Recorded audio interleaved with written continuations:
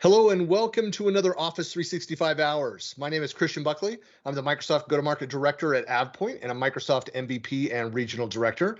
And I'm joined today by Rene Modery, a fellow Hi. Microsoft MVP and the APAC Collaboration and Productivity Tools Project Manager for WPP based in Singapore. Good morning, Rene. Hi, good evening, Christian. Good to see you again. It's good to see you. And today we're discussing the topic of citizen development and the Power Platform. So I'm excited to dig in and learn from some of your experience in this space. Yeah, it's a huge topic. It is a huge topic. So within the SharePoint community, which you and I have both been a part of for many, many years now, we've seen a huge transformation in the role of what is called a citizen developer, from being, I would even call it kind of a shadow role. It comes from kind of that side, the shadow IT, into more of a supported function within the enterprise. Generally speaking, what is the state of the citizen developer within the modern workplace, and how is the Power Platform really changing the way organizations look at this role? I mean, I think it's looking really good right now, where citizen developers are right now, or what's possible for them, as well as how Microsoft generally actually encourages companies to consider supporting their internal citizen developers. I mean, citizen developers, maybe we should just quickly define it for anyone who doesn't know what they are. They're people within the business who are actually trying to solve business problems with technology by themselves, and ideally, obviously, then with some officially supported technology. So really, you've got a problem, oh, it can be done in a certain way if you have the right technology. And obviously, if that kind of technology is given to you then so that you can take care of it yourself, that would be a great thing, because again, basically the business people are the ones who are closest to the business processes, who are closest to those problems. They understand what exactly is going wrong, how things should work usually. And in an ideal world, they would be able then to take those problems, know how to solve them, and do it themselves in a certain way. And yeah, that's where we are right now, given that Microsoft has improved, enhanced, and pushed the Microsoft Power Platform a lot in recent years. We can see now there's been a growing demand or growing interest in those citizen developers as well, and what they can do or what they should be able to do, etc. Well, I know that a lot of it, when I think of citizen developers, I mean, one of the things, again, coming from the SharePoint side of things, I think of like InfoPath. And there's such a huge number of people that have relied on InfoPath, and people love it, they hate it, they love the maturity of where Microsoft has gone with the platform, with the Power Platform in general, and are excited to move away from that. And yet we still see so much, so many connections, so many solutions that were developed using InfoPath. But it's much more than just the old InfoPath and now moving it across to modern systems. Yeah, I mean, when you look at basically what was available previously, you mentioned InfoPath, there was SharePoint Designer where you could develop your workflows. Those were basically tools that were potentially available, and people started using them. They built their solutions, and as you mentioned, they are around for a long time. I know in my own company we still have some solutions based on InfoPath that ideally we want to get rid of at some point, but they're just working. They were built a couple of years ago, and they fulfill a specific need. They work. And where we are right now, basically, we've got enhanced tool sets, we've got more possibilities, but also a better integration between the teams that potentially support those kind of solutions or platforms, and then the citizen developers who would then be able to build something there. So overall, I think while some people might still resist it a bit and are concerned about, oh no, what if those people actually build technical solutions, what's going to happen? It's going to wreak havoc or so, because they might be scarred from previous times when people maybe used access databases for things they shouldn't have or so.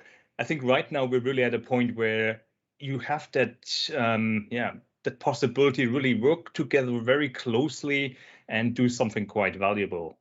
Well, it's funny, and you bring up access too, because I just had a conversation a couple days ago about whatever happened with access services, around the SharePoint 2010 era, and the idea though of it's my background starting as a business analyst and then as a technical project manager.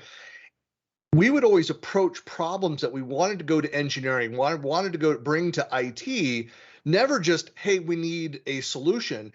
It was always after we had gone in and modeled something. We had either taken a free tool or a lightweight tool that was supported within the organization and gone and tried to get it part way and then explained, here's what we're missing, here are the gaps, this is what we needed to do.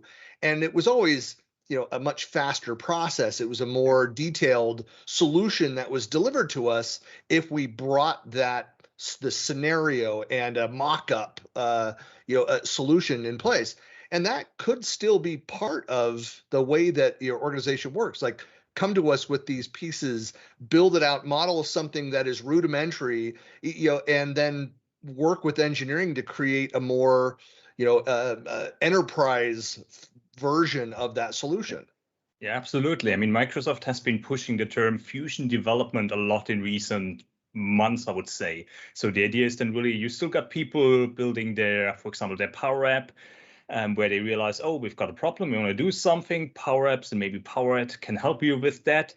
But at some point you realize, yeah, you've got a very simple version, something that you think, yes, that proves my point that something can be done.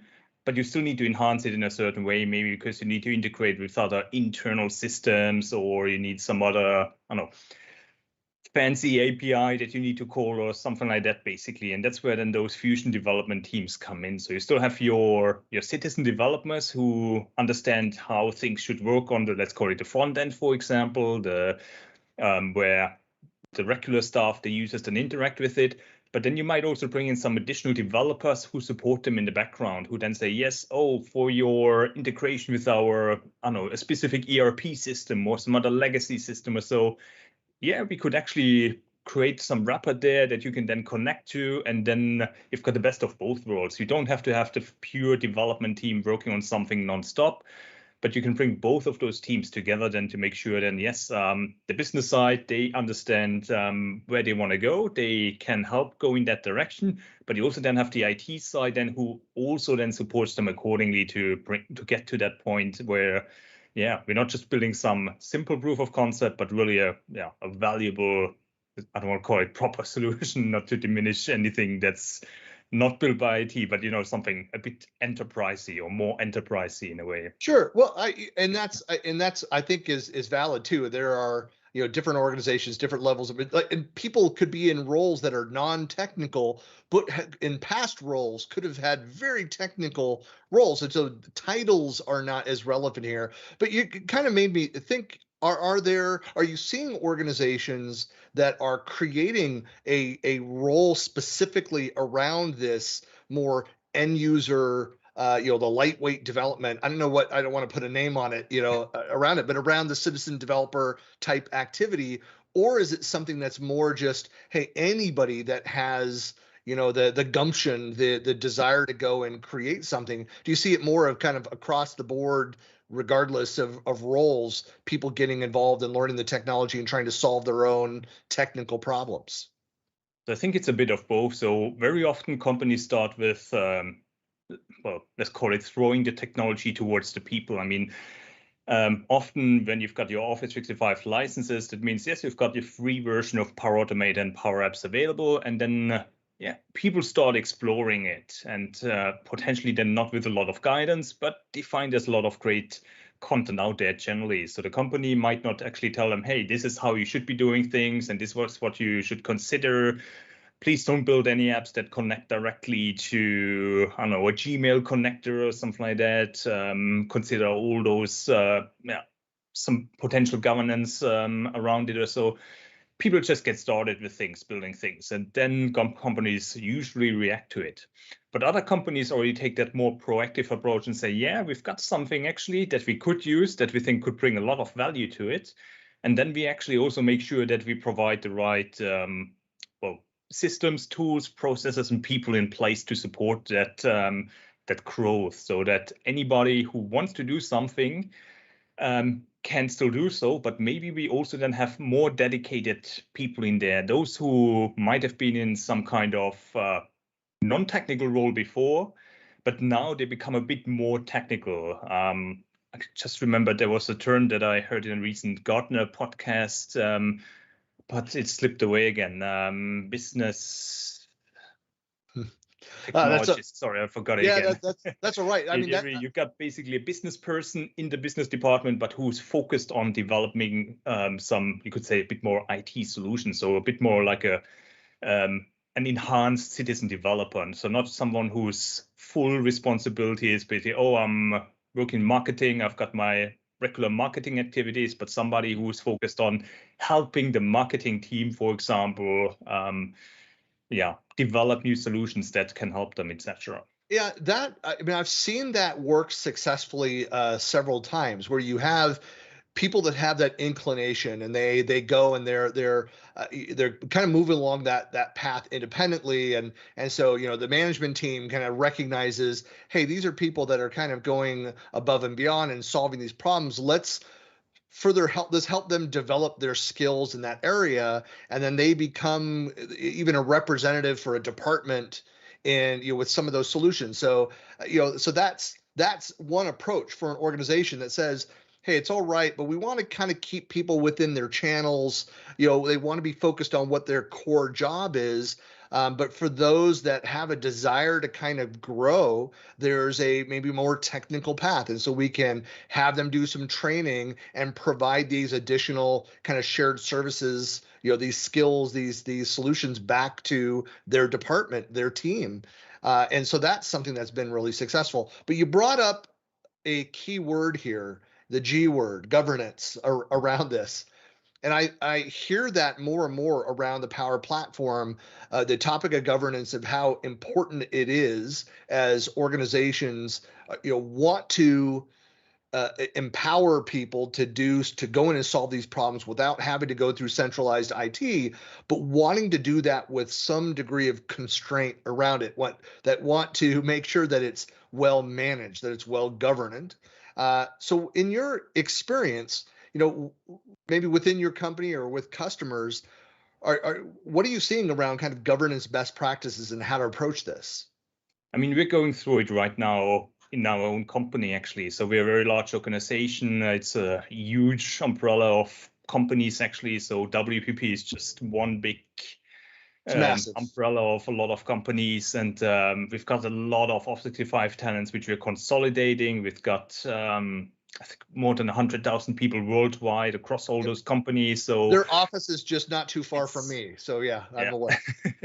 There's a lot actually happening, but also it means from how things are working right now and how things should be working, there's still that gap. So sure, that's where we're trying to figure out how can we govern it in a better way, because for example, within the organization, the small company within WPP that I'm basically assigned to or that I'm working in, within the past 1.5 years or so, I've been trying to establish something like some standards for how do you use Power Apps and Power Automate, or how should you use them. Obviously, a one-man job is difficult, but now that we're trying to bring it together, it means, we're trying to establish that kind of overall governance within the company, then to make sure that what is getting done within the organization is getting done the right way. Because we can see, there is a lot of interest, obviously, in building solutions. We can see, there are thousands of apps and Power Automate workflows running. People are using them, but often we don't know what are they actually getting used for. So it's not really shadow IT, but it's more of there's this unknown part in a way. We know it's within our official platform, but we don't know what it's doing. And we don't want to obviously restrict them. We don't want to control them. We're not telling people, oh, before you create an app, fill out this form and get approval from 3 people, and we want to know everything about it before we even do something. The snap reaction to governance is that lock it down, and so what happens when you lock it down like that is people then they want to get their jobs done, they want to go solve the problems, and so then they go around you.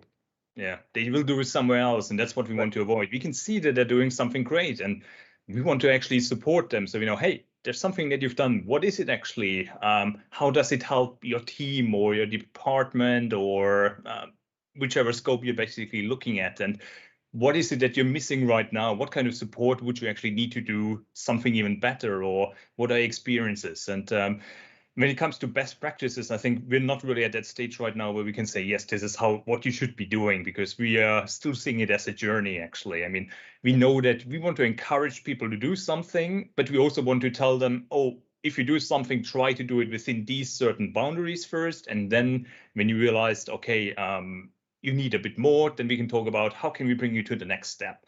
So it's a bit of a measured approach, making sure that people do it, get not discouraged from doing something. They're not getting prevented at all from doing something, but rather they can do, for example, something relatively simple at the beginning, create some apps and workflows that work, but they potentially then don't connect to, let's say, the outside world as part of some external systems, which we ideally don't want to see, for example, or they consider, before I build an app, I check again if there's maybe already an existing app, all those kind of things. So that's basically where we are. As part of any like development methodology, there's that initial kind of discovery that where you're doing an assessment of like an audit of our systems. Like, what are we actually doing today? So you're not trying to halt anything. You're not stopping people from working, but you're trying to get an idea of what is actually happening with the organization. Where are there patterns? Where are we doing similar things? Where are we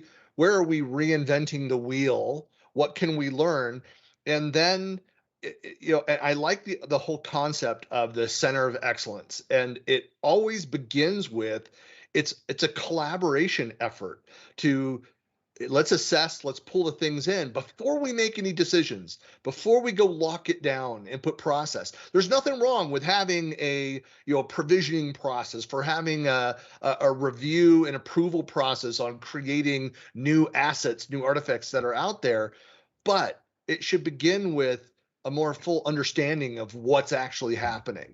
Is that something, I mean, have you gone through that activity yet? Are you beyond that stage? We're somewhere in there, basically. Obviously, it's an ongoing journey. There's probably never going to be some point where we're going to say, yes, we're now exactly where we want to be, because you can always improve. But right now, we're at that stage where we're in the process of putting in the Microsoft Center of Excellence Starter Kit, so a technical solution that can help you with a lot of the governance aspects, really determining how many apps do you have, who developed them, how many flows do you ever have, who developed them, but then also see, hey, there's that app that has been used by 100 people, for example, recently or so. That's when you can then basically define, yes, for such an app, you want to find out more. So you can ask then the app creator or the owner, then basically, what's the purpose of that app? What other systems do you connect to? Did you consider security? All those kind of things then that you obviously want to know in the end, and for those kind of things. So that's what we're doing right now. And that really helps a lot, because we knew, yes, as mentioned, we don't want to prevent people from doing things, but at the same time, you don't want to ask them too early, what are you doing? Please provide 10 different explanations for something. And that would probably discourage 90% of the people when they get started to do something simple. Right. The moment some Power Up, for example, gets large enough in terms of it gets shared with a larger number of people, for example, then we want to know what's happening actually. Hey, you shared it with, 100 people. That sounds great. What are you doing it for? And can we help you any further with it? And the COE Starter Kit can help you with those kind of things.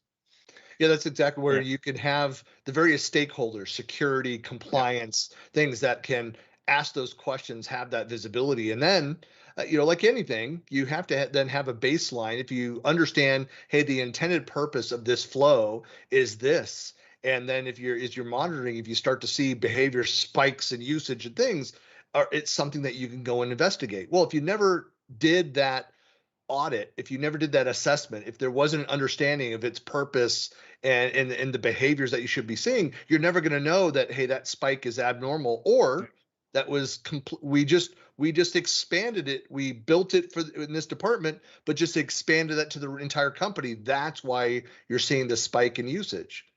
If you're not having the discussion, you're not going to understand that difference. Exactly, discussion. That's what I wanted to bring up. So it's not really a measure of controlling people. Hey, you need to justify exactly why you're doing something, but rather we want to have the discussion with you. What are you doing there? And bring you to the next step or those kind of things again. In the end, you can also then start a bit earlier. For example, the starter kit, I just want to bring it up again, allows you then, for example, to also establish a community. I mean, establishing community is something that you can and should be doing generally, meaning anybody who's interested can join. But really, when somebody creates their first app, they might not know that you have an internal community where people can engage with each other, share experiences, best practices, ask questions, all those kind of things. If I develop an app right now for the first time, I may not know that there is some place like that where I can talk to like-minded people. But with the COE starter kit, you can then actually say, yes, whenever somebody creates their first app or the first workflow, then add them automatically to the community, send them a welcome email with a lot of information. Hey, great, you built your first app. That's awesome. Do you need any help? Here's people you can talk to. Here's our community. Here's some other additional guidance, etc. And that's when you can basically get started with supporting people right from the beginning when they actually start looking at things only, so that they know, yes, there is some support available if you need further help. There is a team that can help you if you wonder, hey, I want to do something. I'm not quite sure if it's actually the best place to do it or so, the Power Platform. Maybe there's a better way. So really making sure that, again, those people that want to do something, they get encouraged to do something, but they also are able then to have that discussion with people from IT or whoever else is involved, and to make sure that, yes, you're not just building bits and pieces here and there and they're all silos again, but rather you're one big community that works on it together. Well, there's something to be said too about, again, that discovery process, making it available. Like I go and develop a new flow. I'm part of the community. I share, hey, I created the pieces that I do. You might then find other people in a company as large as yours, certainly, that have created similar assets elsewhere within the organization, and we can learn from each other. And it might be that we can reuse components, or at least just best practice. Oh, this is how I got past that issue, and further you along in that development process, and potentially look for mistakes or other situations that you hadn't considered before. So improving it overall. It's just like doing in like code review, just in a lower level, obviously, but to have another pair of eyes to look at the work that you're doing and improve the overall results. Yeah, absolutely.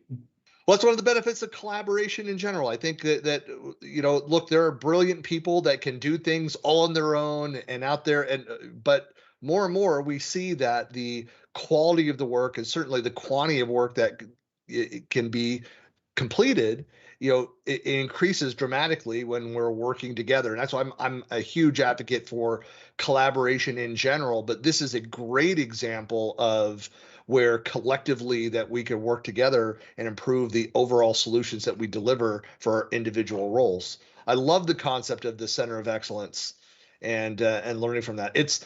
I love seeing this, especially when I've left an organization and go back and see that a community that I helped create or was a member of a part of, still thriving and still growing and changing. Love to see that happen. Well, Yeah, Rene, absolutely. I really appreciate your time and for joining today and for sharing some of your experiences on this topic. Again, I know it's a rapidly growing and evolving area, certainly within the Microsoft ecosystem, but this is bigger than even just the Microsoft ecosystem. This role of a citizen developer, crosses technology stacks and boundaries. So it's an increasingly important role within the organization. Yeah. Well, thanks so much for participating, and thanks everybody for watching this episode of Office 365 Hours. Of course, you can follow where we broadcast these sessions on the first and third Wednesday of every month. and we'll be back in a couple weeks with our next episode. And so thanks for watching, and thanks again, Rene, for joining us. Thanks for having me. It was a pleasure.